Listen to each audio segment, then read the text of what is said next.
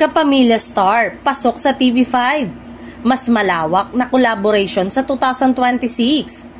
Habang papalapit ang 2026, kapansin-pansin ang agresibong galaw ng TV5 para palawakin ang kanilang entertainment lineup. At hindi lang sina Enrique Hill at Andrea Brillantes ang bida. Ayon sa mga inilabas na programa sa kanilang trade launch, kumpirmadong mas maraming kapamilya stars ang makikita sa TV5 sa mga darating na buwan. Hudyat ng mas malawak na partnership at content sharing sa pagitan ng mga network.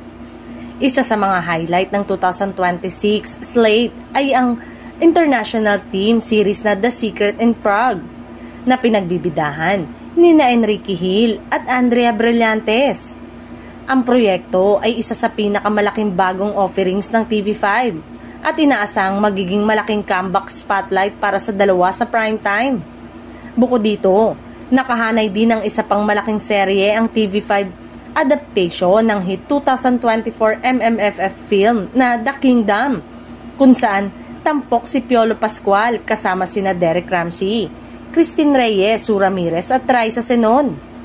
Hindi rin pahuhuli ang lineup sa drama comedy genre dahil itinatampok din ng TV5 ang My Best Friend Eman, isang feel-good series na pagbibidahan ni JM De Guzman, Shai na Magdayaw at Ay de las Alas. Ang proyekto ay inaasang makaka-attract ng solid viewership dahil sa timpla ng comedy, puso at nostalgia na dala ng cast.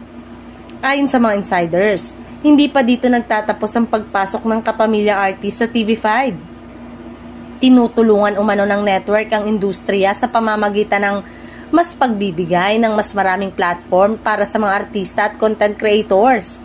Isang hakbang na patunay ng mas collaborative sa showbiz landscape. Dahil dito, umaasa ang fans na mas marami pang personalidad mula sa ABS-CBN ang kanilang mapapanood sa TV5 sa pagpasok ng bagong taon.